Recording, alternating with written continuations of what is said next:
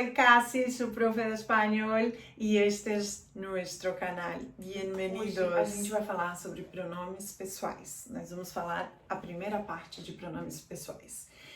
Então, simples. Em espanhol a gente tem yo, tu ou vos, ele, ella, usted.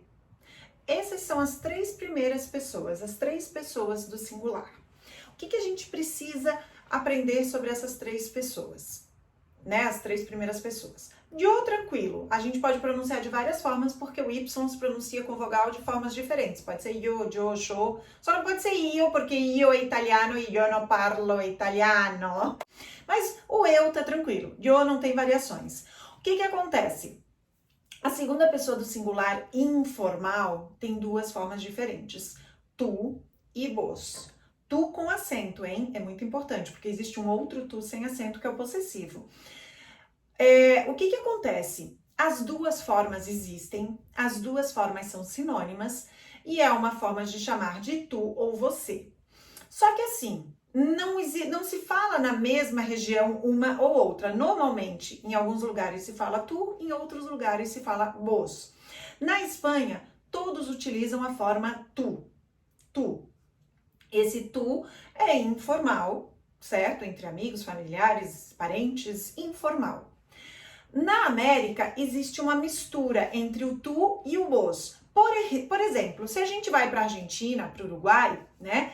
Normalmente ali vocês vão ouvir somente vos. Vos sos, vos tenés. Quantos anos tenés? Esse tenés já indica, né? Eles falam tener, ele já indica que está usando o vos, né? O fato de usar o vos se chama voceu. E o fato de utilizar o tu se chama tuteu. Prof, mas então como é que eu vou saber qual dos dois eu vou usar? O que acontece? Não existe uma forma mais certa, existe uma opção da gente, tá?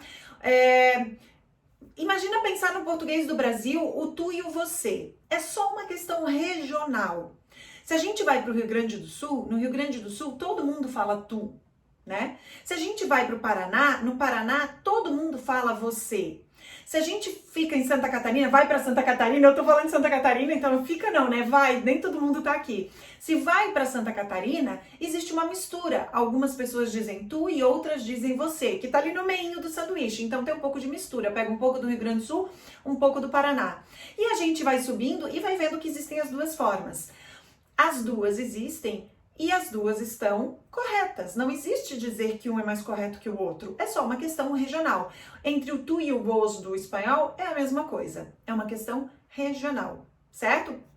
Alguns países, né, daqui da América, da Latinoamérica, tem uma certa distinção no sentido assim, se usa o vos mais no interior e o tu mais na cidade, mas não desmente essa teoria, continua sendo essa situação do regional. Algumas regiões usam mais um que o outro. Simples assim. Chegamos à terceira pessoa do singular. Ele ou ella, né? Ele ou ela. Tudo tranquilo. Lembrando que esse ele tem que ter acento, porque existe o outro ele, que é o artigo, que quer dizer o. Então, esse ele, que quer dizer ele, tem acento. A diferença entre ele e o é somente o acento. Tudo de bem, tudo de boas. Chegamos ao usted. Tá, mas usted é segunda ou é terceira pessoa? Usted é segunda pessoa porque ele é um tratamento direto, só que toda a conjugação do verbo, os pronomes, os possessivos do usted são em terceira pessoa, ok? O que eu preciso que vocês saibam? Informação mega importante, mega importante. Antes disso, se inscreve no canal, ativa o sininho de notificação, curte esse vídeo, por favorzinho. Agora sim a gente continua. O que é importante saber? Usted tem alguns usos, tá? Ele pode ser usado no sentido formal, respeitoso, demonstrando um distanciamento entre os interlocutores, no sentido de distanciamento não físico, né? Distanciamento no sentido que não tem uma proximidade, que não tem intimidade, certo? Aí a gente usa usted. Então, gente, usted normalmente não se traduz como você, como muita gente pensa.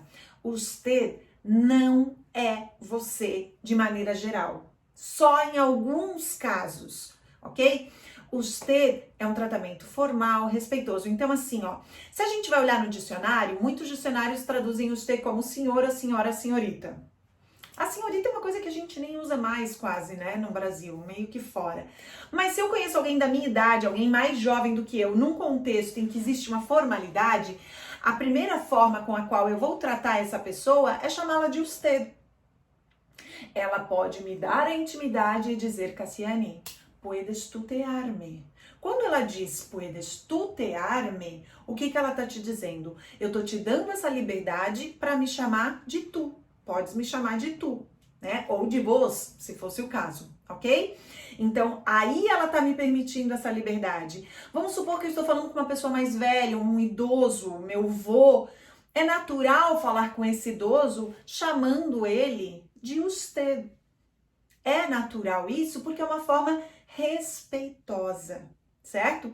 Então, gente, é isso que a gente precisa saber, tá? É muito importante a gente saber sobre esse tu e esse vós. Quem faz vestibular, faz concurso, tem sido assunto cada vez mais frequente, o conhecimento deles, né? De saber que eles existem, que são formas que podem ser usadas, que são sinônimas, tá? E que esse usted não entra no conjunto do tu e do vós, porque não é o mesmo uso. Mesmo ele sendo segunda pessoa, ele não vai ser usado entre irmãos, entre amigos, entre parentes, ok? A menos que o parente seja idoso, que exija um respeito, alguém mais velho, enfim, aí é uma questão da educação que a gente tem também, tá? Como que a gente é criado. Tem gente que é criado chamando o pai de senhores e a mãe de senhora, e tem gente que chama o pai e a mãe de tu ou de você. É muito de cada família, ok? Mas é isso que eu preciso que vocês saibam por agora. As 3 pessoas do plural vão ficar para a próxima aula.